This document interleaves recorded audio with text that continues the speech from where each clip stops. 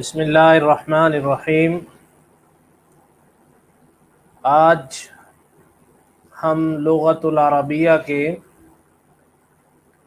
دوسرے سبق کے ساتھ آپ کی خدمت میں حاضر ہیں۔ کل ہم نے کلمہ اور کلمہ کی اقسام کے بارے میں پڑھا تھا۔ کسی بھی بامعنی لفظ کو کلمہ کہا جاتا ہے، اور پھر کلمہ کی 3 اقسام ہیں: اسم، فعل اور حرف۔ آج جو ہے وہ ہم نے کل پھر اسم، فعل اور حرف کی تعریف پڑھ لی تھی، اور آج ہم اسم کی اقسام پر بات کریں گے کہ اسم کی کتنی اقسام ہیں۔ یاد رکھیں کہ اسم کے اخذ کرنے کے اعتبار سے یا بنانے کے اعتبار سے اس کی 3 قسمیں ہیں، اور آپ یہ دیکھیں کہ جو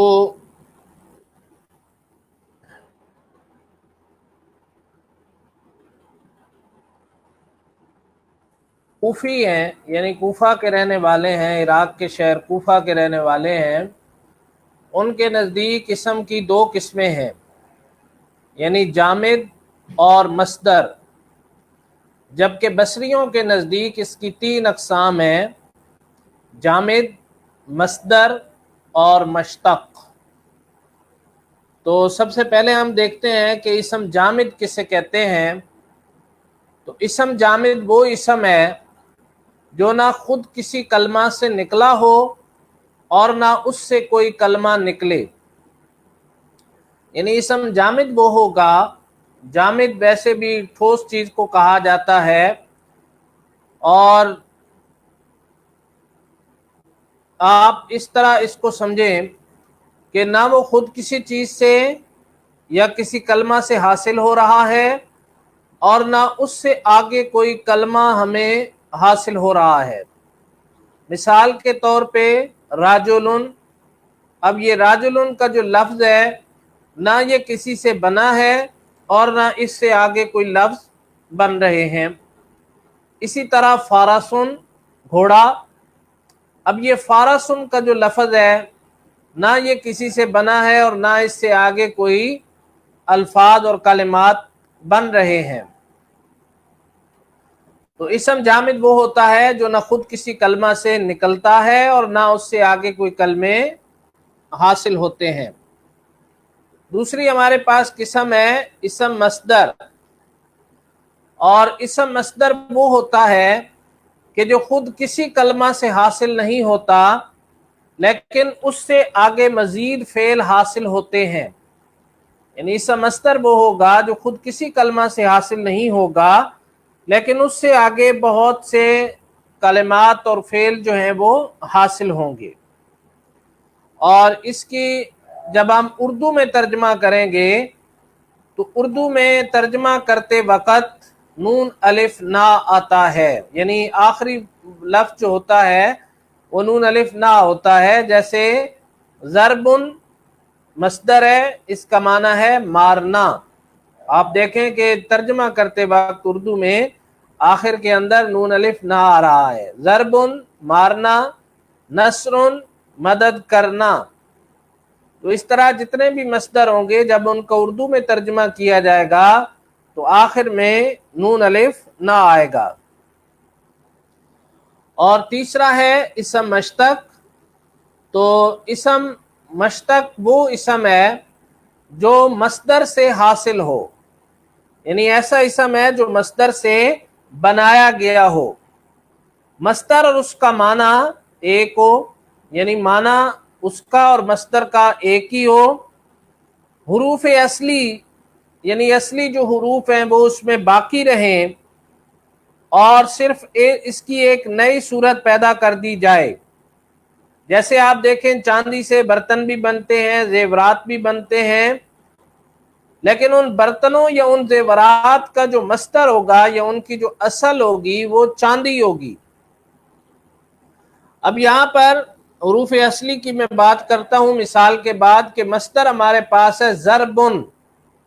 ضربن ایک مصدر ہے، اس سے حاصل ہونے والے جو الفاظ ہیں وہ ضاربن ہے، مضروبن ہے. تو مصدر ضربن تھا، اس سے جو اسم مشتق حاصل ہوا وہ ضاربن اور مضروبن حاصل ہوا. تو اس طرح اسم کی جو ہے وہ 3 اقسام ہیں. تو پہلی اسم جامد کہ جو نہ خود کسی کلمہ سے نکلے نہ اس سے کوئی کلمہ نکلے. دوسرا اسم مصدر یعنی وہ خود کسی سے نہیں بن رہا لیکن اس سے مزید فعل حاصل ہو رہے ہیں. اور اسم مشتق وہ ہے جو اسم مصدر سے ہمیں حاصل ہو رہا ہے. مصدر اس کے معنی بھی ایک ہیں، حروف اصلی باقی رہے، صرف ایک نئی صورت جو ہے وہ پیدا کر دی جائے. جیسے آپ مختلف دھاتوں سے دیکھیں کہ برتن اور زیورات بنتے ہیں، چاندی کا یہاں پہ ذکر کیا گیا. تو ضربن ایک مصدر ہے، اس سے حاصل ہونے والے الفاظ ضاربن اور مضروبن ہے. اب آپ دیکھیں کہ حروف اصلی کیا ہیں.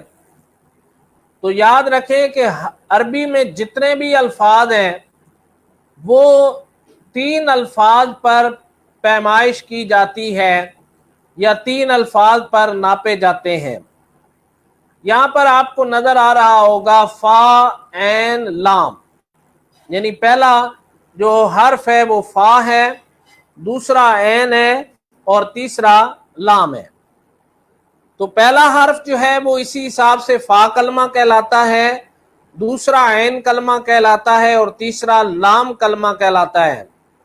کسی بھی ورڈ کو جو 3 حروف پر مشتمل ورڈ ہے اس کو ہم فا عین اور لام پر ناپتے ہیں یا اس کی پیمائش کرتے ہیں یا اس کا وزن کرتے ہیں. اگر ایک لفظ فا عین لام کے مقابلے میں آ رہا ہے تو فا عین لام کے مقابلے میں جتنے حروف آئیں گے وہ حروف اصلی ہوں گے، اور جو اس سے زیادہ ہوں گے وہ حروف زائدہ کہلائیں گے. مثال کے طور پہ ہمارے پاس ایک لفظ ہے ضاربا. ضاربا ماضی کا ایک ورڈ ہے، ماضی کا ایک لفظ ہے، اس کو ہم نے فعلا پہ وزن کیا تو ضاد فا کلمہ ہے، را عین کلمہ ہے اور با لام کلمہ ہے. تو ضاربا تو ضاد کیا ہوا؟ فا کلمہ، را کیا ہوا؟ عین کلمہ اور با کیا ہوا؟ لام کلمہ. اسی طرح دوسری مثال ہے ناصارا. نون، سواد اور را 3 الفاظ پر یہ مشتمل ہے. تو نون جو ہے وہ فا کلمہ ہے، سواد کیا ہے؟ عین کلمہ ہے اور را کیا ہے؟ لام کلمہ ہے. تو اب یہ جو ورڈز آپ کے سامنے بطور مثال لکھے گئے ان سے آپ کو یہ سمجھ آ جانی چاہیے کہ کسی بھی عربی لفظ کی پیمائش کے لیے فا عین اور لام کلمہ کو استعمال کیا جاتا ہے. اب جو ورڈز فا عین لام کے مقابلے میں آئیں گے وہ حروف اصلی ہوں گے، یا ان کو مادہ بھی کہا جاتا ہے کہ وہ مادہ ہوگا یا حروف اصلی ہوں گے. تو ضاد را با یہ حروف اصلی ہوئے، نون سواد را یہ حروف اصلی ہوئے کیونکہ یہ فا عین اور لام کے مقابلہ میں آ رہے ہیں. تو حروف اصلی کا پیمانہ کیا ہوا؟ فا عین اور لام کلمہ ہوا. اب بعض دفعہ یہ تو ثلاثی مجرد کے اندر ہوتا ہے، لیکن بعض دفعہ 4 حروف اصلی بھی ہوتے ہیں جن کو رباعی کہا جاتا ہے. کوئی ورڈ ایسا آئے گا لیکن ایسے الفاظ ابھی بہت دور ہیں اور کم استعمال ہوں گے، تو وہاں پر رباعی جو ہیں ان کے 4 حروف اصلی ہوتے ہیں.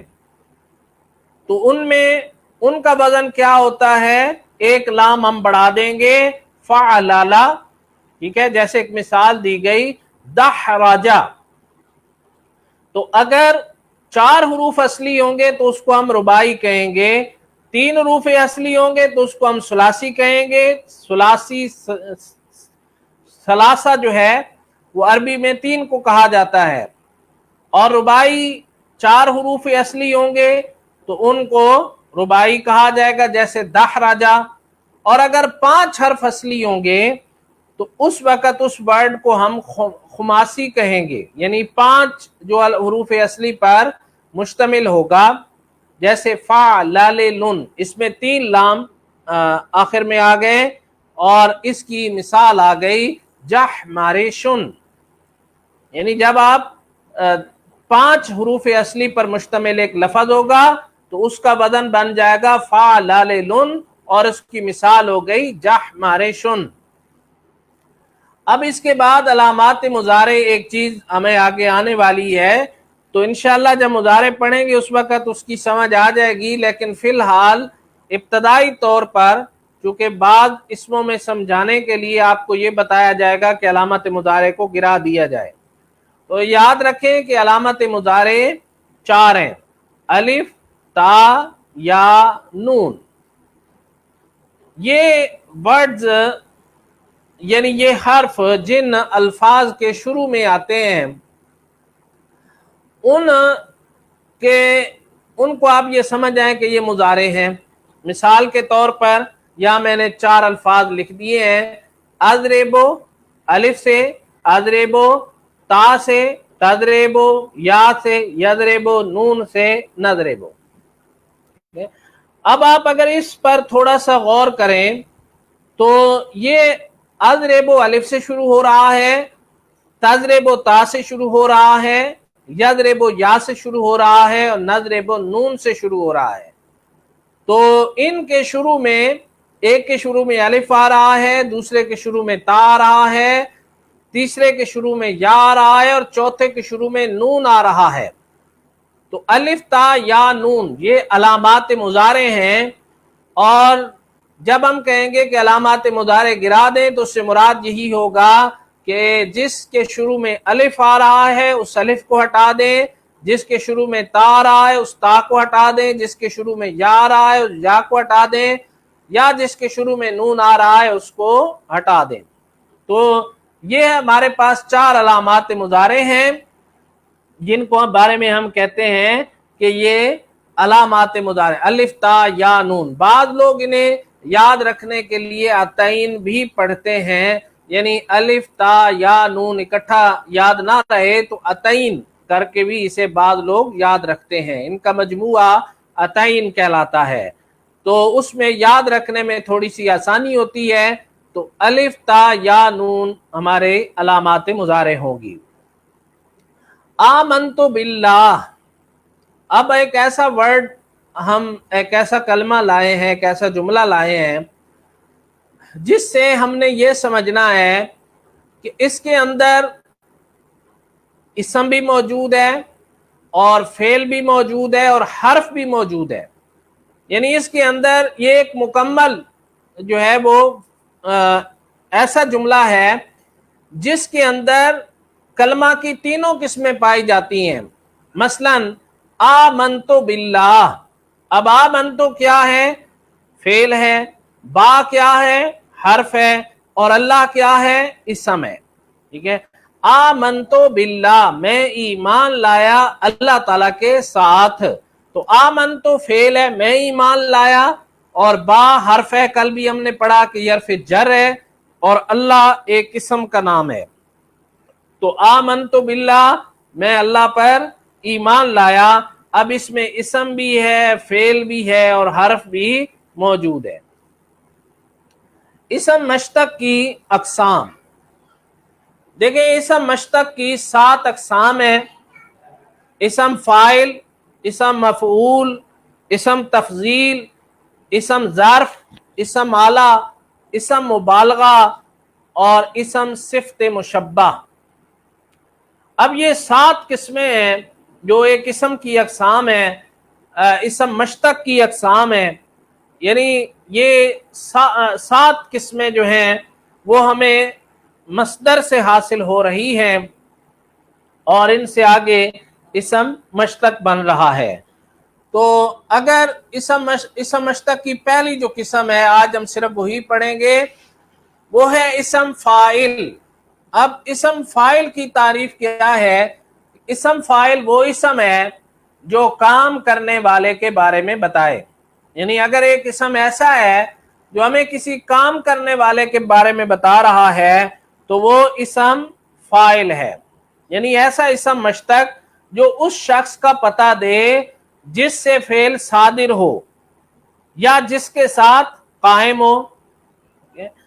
مثلا ضاربن، ٹھیک ہے، مارنے والا، یعنی وہ شخص جس سے ضرب صادر ہوئی ہے. ضاربن مارنے والا، پھر اسم فاعل فعل سے بنتا ہے.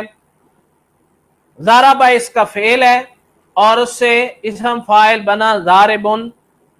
پھر 3 حرف جو ہیں، یعنی ایسی ماضی جس کے 3 حرف ہوں گے، ان 3 حرفوں والی ماضی، جیسے میں نے ابھی ضربہ کی بات کی، ناصرہ کی بات کی، قاتلا، سامعہ، آپ کوئی بھی ایسا ماضی کا ورڈ لے لیں جو 3 الفاظ پر مشتمل ہوگا، تو 3 حرف ماضی کے پہلے کلمے کے بعد، یعنی پہلا کلمہ جس کو ہم نے فا کلمہ کہا، فا کلمہ کے بعد ہم الف بڑھا دیں گے اور دوسرے کلمے کو زیر دے دیں گے اور تیسرے کلمے کو تنوین دینے سے، یعنی 2 پیش لگانے سے بن جاتا ہے.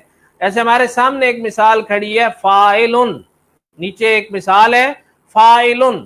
تو فاعلن میں کیا کیا کہ فا کلمہ کے بعد الف کا اضافہ کر دیا، عین کو زیر دے دی اور لام پر ہم نے 2 پیشیں لگا دی. اصل میں یہ لفظ تھا فعلا، جس سے ہم نے بنا لیا فاعلن. اب آپ یہ دیکھیں کہ ماضی اگر 3 حرف سے زیادہ ہے تو پھر ماضی سے فاعل نہیں بنتا، پھر مضارع معروف سے فاعل بنے گا. علامات مضارع ہٹا کر پیش والا میم، یعنی میم مضموم، ایسا میم جس کے اوپر پیش ہوگی اور آخری حرف سے پہلے پر، جو آخری حرف سے پہلا حرف ہوگا یعنی سیکنڈ لاسٹ جو ورڈ ہوگا اس پر ہم زیر لگا دیں گے اور آخری حرف پر تنوین لگا دیں گے، 2 پیش لگا دیں گے. جیسے یکرموں سے مکرمن. اب اس پر ہم نے پہلے کیا کیا؟ علامت مضارع جو یا تھی اس کو ہٹا دیا. علامت مضارع یا کو ہٹانے کے بعد ہم نے اس کی جگہ پر جو ہے وہ میم پیش والا لگا دیا. ٹھیک ہے، علامات مضارع یا کو ہٹا دیا اور اس کی جگہ پر ہم نے میم پیش والا لگا دیا. تو مکرمن، را جو دوسرا لفظ تھا یعنی سیکنڈ لاسٹ ورڈ تھا، دوسرا آخری حرف تھا، اس کو ہم نے زیر لگا دی ہے. ٹھیک ہے، اور میم کو ہم نے تنوین دے دی ہے. ٹھیک ہے، تو اس سے کیا بن گیا؟ مکرمن. اسی طرح یجتنبو سے ہم نے مجتنبن بنا لیا. اس سے شروع میں ہم نے یا کو ہٹا کر میم پیش والا لگا دیا اور دوسرا جو آخری ورڈ تھا نون اس کے نیچے زیر لگا دی اور با کے اوپر کیا کر دیا؟ تنوین لگا دی. لیکن یہ یاد رکھیں یہ ان الفاظ کے لیے ہے جو 4 حرف جو ہے یا 3 سے زیادہ حروف جو ہے وہ رکھتے ہوں. تو اس وقت جو ہے وہ اس کا جو فاعل ہے وہ ماضی سے نہیں بنے گا بلکہ وہاں پر مضارع سے بنے گا. اسی طرح یتقبلو، یتقبلو سے کیا بن گیا؟ متقبلن. آپ دیکھیں یا کو ہم نے ہٹا دیا، اس کی جگہ پر میم پیش والا لگا دیا اور آخری جو دوسرا آخری حرف تھا جس کو با کہا گیا، با کو ہٹا کر با پر زبر تھی، اس شد کے نیچے ہم نے زیر لگا دی اور پھر لام صرف پیش والا تھا، اس کی جگہ ہم نے لام تنوین والا لگا دیا. ٹھیک ہے، تو اس طرح آپ دیکھیں کہ ایک تو یعنی اسم فاعل 2 طرح سے بنے گا. ایک اس ماضی سے بنے گا جو 3 حرف والی ہے، اور اگر 3 حروف سے زیادہ والی ماضی ہے تو اس وقت ہمیں ایک اور کام کرنا پڑے گا کہ پھر اس کے مضارع معروف کی طرف جانا پڑے گا اور مضارع معروف سے پھر ہم جو ہے اس کا اسم مشتق بنا لیں گے. اب ہمارے سامنے ایک چونکہ زیادہ جو استعمال ہوتا ہے اس کی بارے میں ہم بات کرتے ہیں. तो फाइलुन, फाइलुन पहला सीगा है, यानी वाहिद मुजक्कर का, एक आदमी के लिए है, और मुजक्कर के लिए हम क्या कहेंगे, फाइलुन। फाइलुन का माना एक बंदा जो काम करने वाला है उसको फाइलुन कहा जाएगा। यानी वाहिद मुजक्कर अगर दो हैं तो फाइलाने, यानी दो शख्स जो काम करने वाले हैं और मर्द हैं या मुजक्कर हैं तो इसको लिए तस्निया मुजक्कर, तस्निया से मुराद दो, और मुजक्कर जो है वो जाहिरी बात है कि मर्द या किसी भी मुजक्कर जिन्स के लिए इस्तेमाल होगा। फाइलाने और फाइलूना सब करने वाले, तो ये जमा मुजक्कर के लिए है। फाइलुन वाहिद मुजक्कर, फाइलुन एक करने वाला वाहिद मुजक्कर, फाइलाने दो करने वाले तस्निया मुजक्कर, फाइलूना सब करने वाले जमा मुजक्कर। अब अगर खातून हो या कोई भी मुअन्नस हो तो उसके लिए फाइलतुन एक करने वाली, और ये वाहिद मुअन्नस होगी। फाइलताने दो करने वालियां, और ये तस्निया मुअन्नस होगा। फाइलातुन सब करने वालियां, और ये जमा मुअन्नस होगा।